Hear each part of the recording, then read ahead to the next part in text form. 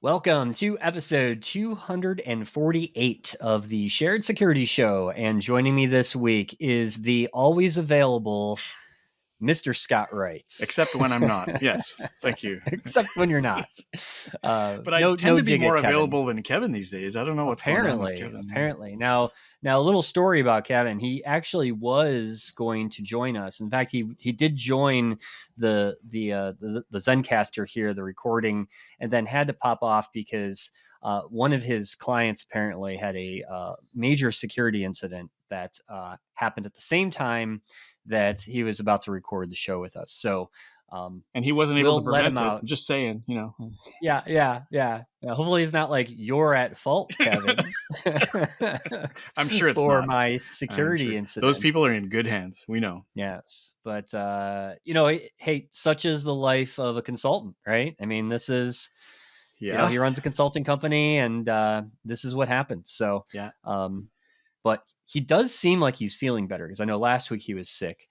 So that's he seems to be back to his chipper self, but we will catch him next week. So it is just us.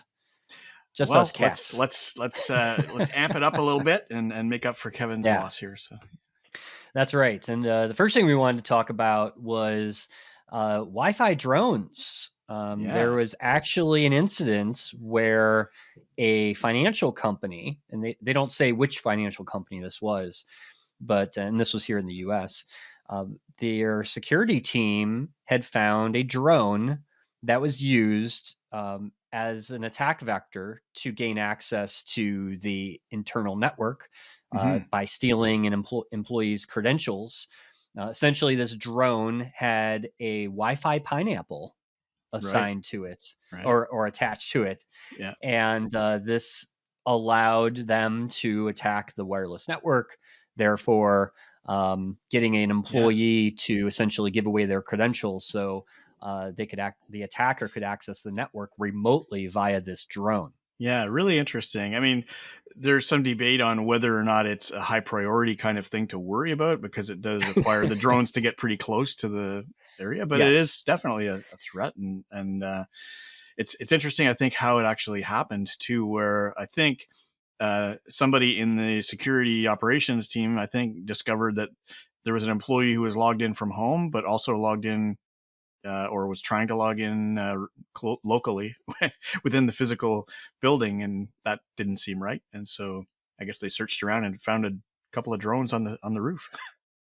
Yeah, it's pretty cool. I mean, not cool for them, but it's a really cool attack. And I did want to say too, this is something that has been talked about in the security community for many years now. In the article, which we'll have linked in the show notes, they talked about this has been presented at Black Hat and some other conferences as well in the past of, in theory, people could use drones to attack a company. Yeah. I mean, I love, it's too bad Kevin's not here. We could go back to the story about, his Tesla getting hacked, not that his did, but he's not worried at all about his Tesla being hacked by a drone, but maybe it's getting closer. Yeah. So, it does open up some interesting questions for companies. Obviously, I think the threat here is pretty low. This is only the first incident, I think, recorded that we've seen or that we know about, right? Right. That this has happened. But, I mean, what's your mitigation, right? Do we install anti-drone technology around our offices? Do we have to look for drones, as a scout, right? Looks for things in the wild around buildings. I'm not really sure, but it's a brand new territory, I guess you call it, right? Yeah. The one thing I would say though is that there's two things. One, obviously security awareness and keeping employees, trained on because the attack here, it's not the drone itself. It's actually the Wi-Fi network that was attacked. And with a Wi-Fi pineapple, what that does is it masquerades a legitimate Wi-Fi network and will trick an employee into logging in with their credentials to this network. So there is some awareness here, right? That companies should be doing anyway, of course. Yeah. And then other safeguards, of course, defense in depth and other things. So, it's not necessarily we have to ban drones around the building. Other controls need to be in place as well. Yeah, it's layered security, like we say, right? But, Absolutely. yeah. And as you said, really, the employees are, I call them the first line of defense and the last line of defense, right? If the technology doesn't catch the bad guys or stop them, somebody somewhere is going to notice something going wrong, and you got to get that reported sooner rather than later. So that's right. That's right. So just a warning there. Watch out for drones attacking your corporate network. One more thing to worry about, right, Scott? That's right. No shortage to worry about. That's right. So that's actually a great segue, talking about awareness, right? Mm-hmm. Into our segment, Aware Much? Yeah. So today's Aware Much segment is brought to you, as usual, by ClickArmor, the next generation of awareness training and engagement. So it goes way beyond phishing assessments. We're going to talk about that in a minute. But these guys, we've talked a lot on the show about what happens when you are finished with an electronic device and the data that's on it. We always say, make sure you wipe your devices before you throw them out or sell them or give them away. And we still advocate for this, of course. But there was a really good question on the Reddit privacy thread lately that was really just saying, I've got an iPad, tablets, and phones that can't be switched on anymore. I'm not sure what that's about, but I guess that the batteries happen. are dead. Yeah. Mm-hmm. You can't find the charger, or it's broken. Yeah. Mm-hmm. And how do I wipe the data in them before I dispose of them? So it's a good question. Like, okay, it's a little bit of a problem there. On many devices, obviously, you're going to look for the factory reset button if there is power, to see if you can get the job done that way and clear all the memory. But if we're talking about devices that don't have that setting or you can't turn it on, what should people do to get rid of the data that they really don't want people to access ever? So it was an interesting thread. They had some interesting discussions ranging from using a strong magnet to demagnetize. I'm not sure if that will work on the flash memory. No, not really. To physically shredding or burning the device, and lots of different ways you could do that. So I guess a question I was going to put it to our crack panel, but our crack Tom. Crack Tom. Yeah. What would you say, Tom? Well, physical destruction really is the only thing that comes to mind. It's just, how safely do you do the physical destruction? We've always said, I think, drilling holes through electronics is a good way, right, to do that. Probably not that difficult with an iPad. And of course, if you're wearing eye protection and other things to make sure you're not hurting yourself in the process. Yeah, but you have to sort of know where the memory is to do that. So you may have to take the case off, right? So you can hopefully find the chip that actually holds the memory and then go at it. Right. Yeah. The other advice I saw in there too is that there's these equipment and data destruction companies that exist. Sometimes, your local city has like a yearly, properly dispose of your electronics and things like that. And this one commenter said that you can actually watch them destroy the device while you're standing. That'd be there, entertaining, right? if nothing else. It would be, absolutely. So that's one way.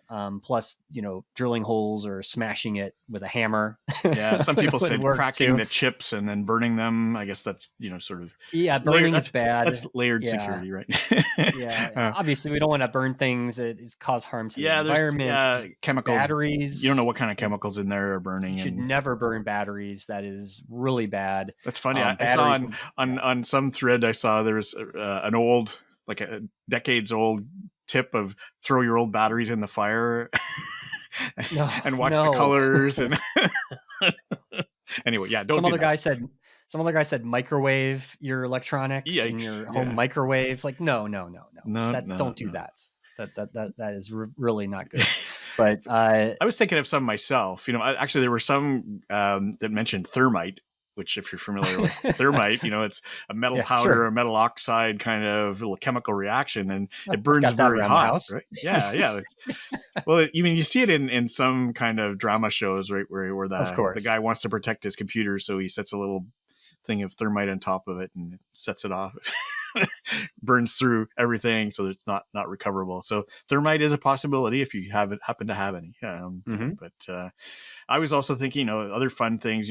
Somebody mentioned volcanoes. If it's legal, throw it in a volcano. You're on vacation in Hawaii. If you're going that route, why not just volcano? shoot it straight at the sun? I mean, I don't think it's going to be recoverable that way, right? Or even out into Put outer space. Like, as long as it gets out of orbit, I don't think anybody's going to catch it anyway. Yeah. But I like the one I like the best is target practice too.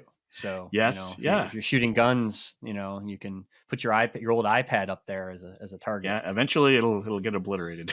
Hopefully, if you're a decent shot. Right. If you're a good shot. So this fun installment of Aware Much has been brought to you by ClickArmor, which is the future of security awareness in a world where live phishing tests are proving to be ineffective at reducing vulnerabilities among employees, but also they're effective at damaging corporate security culture sometimes. So we're going to look at that. Anyone who's been following me on LinkedIn may have seen my ongoing stream of reasons why live phishing tests suck. And as of today, we're up to number 14. How many there will be? Wow. You actually need to follow me. It's not all of them. They must really do suck. Yeah. They must really do suck. I'll use that quote, Tom. Thank you. But if you follow me on LinkedIn, you can keep up to date on them. I'm posting them with a number on each one, so they'll be easier for you to find in my activity feed. But I'm going to start sharing them here for your convenience. So the number one reason why live phishing tests suck beans is you can have unexpected employee reactions, which means somebody gets a phishing test email and they don't realize it's a test, but it sets off enough of their anxiety or their reactions, emotional reactions, without really thinking about security, that they do unexpected things. Like I've had one where somebody contacted an unknowing executive saying somebody's trying to exfiltrate data from our systems, or I can't remember what they were saying, but it caught the executive off guard. And then, of course, everything flows down from there, and it just causes a whole lot of unwanted, unnecessary communications, call it, right?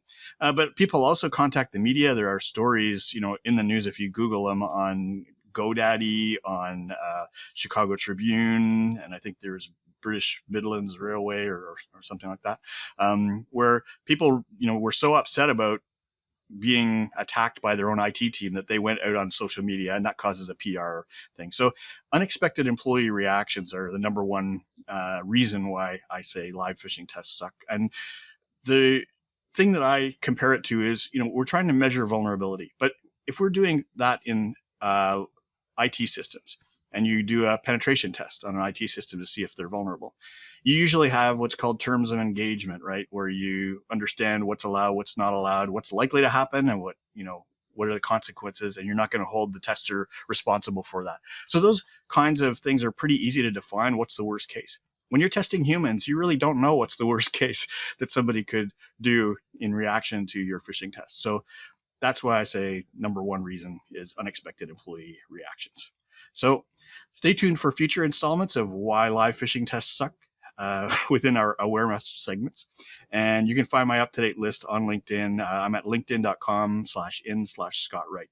And it just doesn't make sense to do live phishing tests, considering the costs and the limited value that you get from them, plus the potential damage to culture, which we'll expand on in future episodes. But I'm on a mission to get insurance companies and audit frameworks to accept our immersive virtual simulations as acceptable and better compliance requirements for working on assessing employees' vulnerability.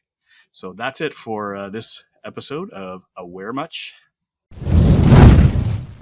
So we're going to talk about Signal, everybody's favorite secure messaging app. What's wrong with Signal? Yes. Oh boy, this has caused a whole stir in the privacy community. You can pretty much check Reddit or any other place that people talk about Signal. So Signal is removing SMS support, SMS text message support on Android specifically. So first of all, this does not affect iOS. You cannot. This feature was never enabled in iOS, but this essentially allowed people that use the default messaging app on Android could specify that they want to use Signal as part of that messaging app. So you would add the option of sending a secure message to, say, another Signal user through the default app in Android. Interesting. They are now removing. So what this did essentially was it mixed regular SMS text messages from those of your contacts that don't have Signal with ones that do. And there was a little lock, I think, designation showing which ones were secured by using Signal. Interesting. And this has caused a lot of controversy because a lot of privacy advocates and others have gotten their non-technical friends and family to use Signal, or at least the secure messaging aspect of it, which is great, without using another app or having two apps, right? Yeah. So you have the Signal app, and then you have like an iOS, you have iMessage, right? Yeah. So like I have to use two messaging apps in iOS. I'm okay with that because there's only certain people that I want to communicate over Signal, but then there's others that I'm not sending information that could potentially be, sensitive, or I'm not afraid of it being compromised, right? Yeah. So I use iMessage. Plus, it's the only way that I can talk to, or send messages to Android users. And we talked about that in that one show about green versus blue texts, right? And kind of the controversy over that. And the fact that I'm colorblind and can't see them anyway. And it doesn't matter to you. Yeah, exactly. So yeah, this has caused a stir, and obviously Signal has given its own reasons for disabling support for that. Obviously, we all know SMS is insecure. It's plain text. It was never designed for security. There's much more secure ways of sending messages like Signal. So I can see the point of we want to remove anything that provides insecurity, right? Even though that has nothing to do with Signal. Or even confusion about what's encrypted and what's not, right? Correct. And that was their reasoning for doing that. And so this is causing a stir with a lot of Android users, because now they all have to migrate to using Signal as their messaging app, or now they're going to have two messaging apps, which is just going to cause some confusion. Yeah. Well, that's it's I mean, I think hopefully I see a lot more people using Signal, so that's a good sign. Yes, I do too. Yeah, I do too. But we'll see how Signal manages this. There's a lot of people that are really upset, and they're saying, "Oh, I'm never using Signal again. This is going to, the people that I wanted to use Signal are not going to use it anymore." And so I don't think this is the end of Signal by any means. I think it's just something that they're going to have to work through. And I think people are just going to have to, on the Android side, are going to have to, unfortunately, just get used to that change. And, we all love change, right? We do. Any kind of change. That's right. Yeah. Yep. So, well, that's good. So is that it for this week then? That is it for this week. So we're going to keep it short and sweet this week. The other announcement I will just tell everybody is I started to put out some YouTube shorts on our YouTube channel. So little snippets from each episode. So at least the last couple episodes and some of the old ones. I'm going to kind of pick a under 60-second clip, and we're going to start sharing those out as shorts. So if that's something you're into on YouTube, you may see some of those start appearing in your feed. That's cool. Awesome. Yeah. All right. But I think that's all we have time for this week, Scott. So thank you for being my one and only co-host. You're welcome. And thanks everybody for joining us. And we'll talk to everyone next week. Thanks for watching. If you enjoyed this episode and you'd like to help support the podcast, hit that like and subscribe button. To catch all the latest from the show, visit our website, sharedsecurity.net. Follow us on Twitter at SharedSec, and join our Reddit community on the Shared Security Show subreddit.